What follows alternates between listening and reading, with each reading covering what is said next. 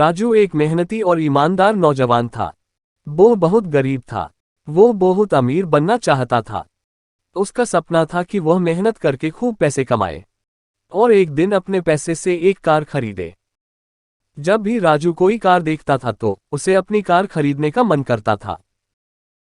कुछ साल बाद उसकी अच्छी नौकरी लग गई। उसकी शादी भी हो गई और कुछ ही वर्षों में वह एक बेटे का पिता भी बन गया। सब कुछ ठीक चल रहा था, मगर फिर भी उसके दिल में एक दुख था कि उसके पास उसकी अपनी कार नहीं है। धीरे धीरे उसने पैसे जोड़कर एक कार खरीद ली।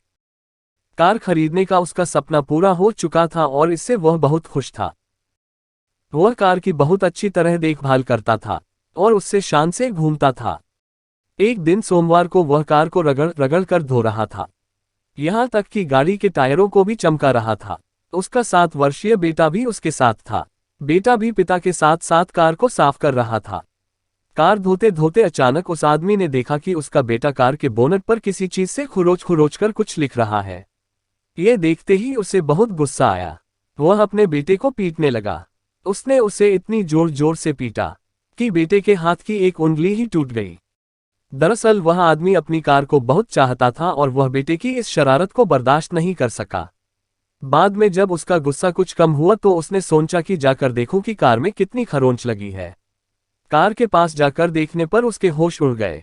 उसे खुद पर बहुत शर्म और गुस्सा भी आ रहा था। वह फूट फूट कर रोने लगा।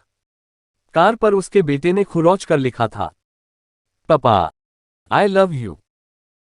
ये कहानी हमें ये सिखाती है कि किसी के बारे में कोई गलत राय रखने से पहले या गलत फैसला लेने से पहले हमें ये जरूर सोचना चाहिए कि उस व्यक्ति ने वह काम किस नियत से किया है।